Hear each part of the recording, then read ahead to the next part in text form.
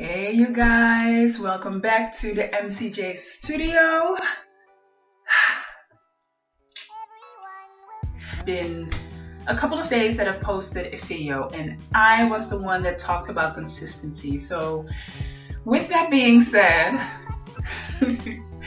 I am being consistent and going back to the original planning. Okay. Okay, so back to the subject of this video, and that is of course um, the unfinished business, my project. So what I want to discuss firstly is the fact that there's a total change of plans. Like, Marilfa, how did it happen? Like, how?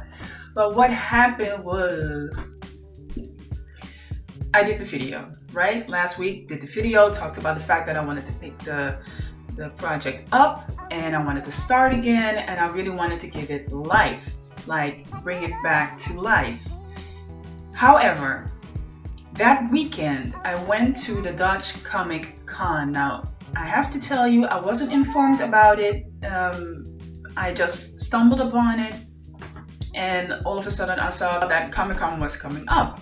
So me being like, oh my gosh, this like falls with my desire of picking that up again. Why not go to the Comic Con? Maybe I can have some, inspirations, talk to some people, get some tips, get some clues, whatever is there, it will be well appreciated. So I did my ticket, got in, and I have to say the second day, I was at the second day, so I don't know if the first day was a little bit more that there were more people present at the first day, but the day after that, it was the Sunday, it was a little bit, it wasn't that busy. It was buzzing.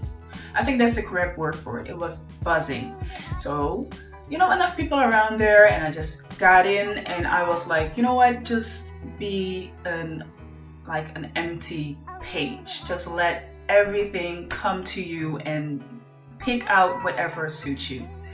Started to walk around, started to look at the people. Of course, I saw the comics, and the first thing that I noticed was, of course, the Dutch comics, the things that I grew up with. Things like Jan Jans en de Kinderen, Suske en Wiske, Kuifje, also known as Tintin, Lucky Luke, Asterix and Obelix. A lot of comics that I grew up with as a young girl, and I saw that and I was like, so I was standing there and I went through the comics. I just, I got alive again and started to walk around, and it was this big panel of enlarged comic pages. So I went there, started to look at it, and first of all, I did not know who the illustrator was. And I got introduced to the illustrator that particular day.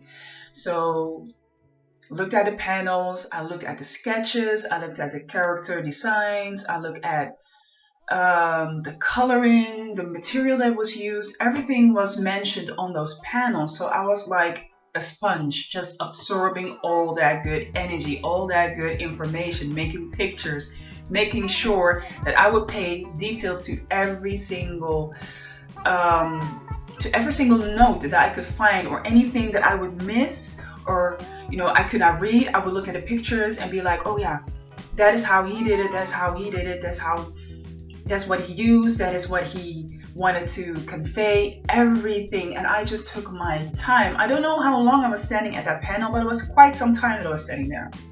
And all of a sudden, the illustrator walked up to me and said, you are the only one who is standing here longer than 5 minutes.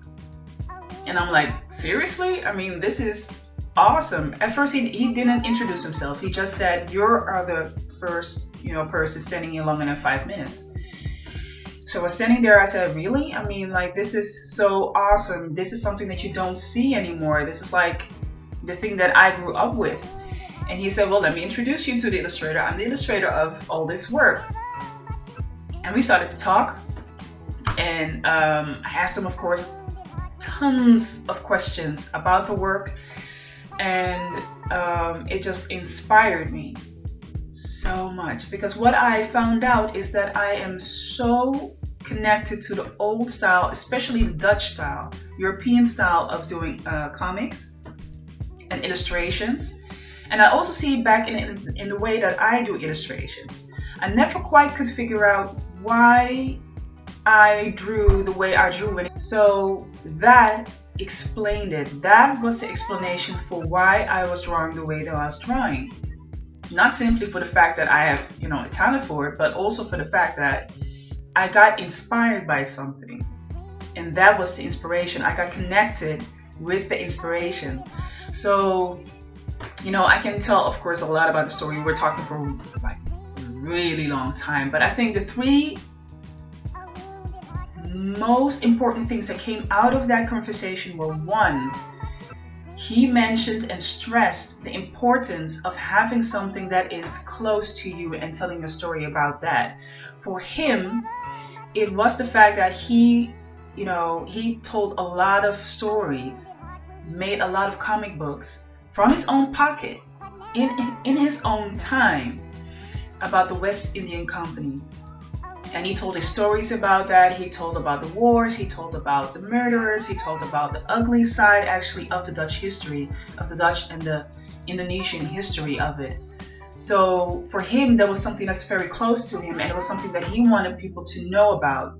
Whether people would be happy about it, sad about it, frustrated about it, he wanted to bring his story out. He wanted to let that part of history be known, and he told it in his way.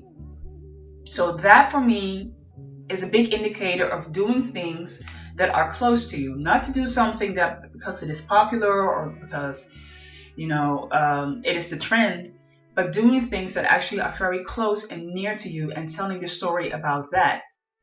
The second thing that I found so interesting about the conversation is the materials that he used, the way of working.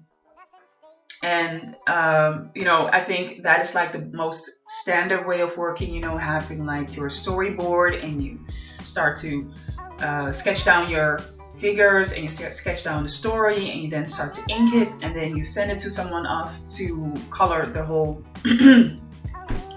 color the whole comic or story. And for me, that was so exciting. It was just exciting. I think finally I could have like a process of what I needed to do. And that was the whole thing that I was talking about in my previous video. I did not know what to do. I did not have a storyboard. I didn't have a story. I did not have like any idea of how it needed to look or what I needed to look for. This man just laid out the plan, like the blueprint for it. And that's not coincidence, because I don't believe in coincidence. That is not coincidence. That is like, Marilfa, you need to be here in order to do that over there. So there will be then here in this video. So, started to dig in certain things, went into the game area. I got to tell you, the game area, not such a big fan of that. I'm not a gamer. No, that's not my thing. That's not my thing. So, gaming area, I went through it. I understand why they would say, well, we're going to bring the comics with the game area, and the game area also with the filming area, because a lot of films are being put into comics, and comics are also being put into films. When it comes to the gaming area, the design of the characters, the scenes, etc., etc., you need illustrators for that. So I just could not leave it. I went to one stand, and they had my favorite comic called Jan Jans en de Kinderen. It's a Dutch comic, and it was illustrated and written by Jan Kruis. My mother used to have a women's magazine called Die Belle. Still available here in the Netherlands, has been here for for decades. And every time when she was finished with the magazine, I would pick it up, because then I would see that comic, Jan Jans en de Kinderen, and I would love to read it. I would read it over and read it over and read it over. And I just love the way that this particular illustrator sketched the characters, because they were not like completely neat. You saw some sketchy lines and everything. And what is so beautiful about this comic is that it stayed in the, although it was more in the made in that area of time, the subjects are still applicable. The subjects are still applicable, like a normal household with a bunch of kids and going through, the tribulations of life, all the funny things and also the low things of life. So for me, that was like, I gotta have at least 2 of them. And they were not that expensive. They were like, I'm not gonna say the price though. For me, they were not expensive.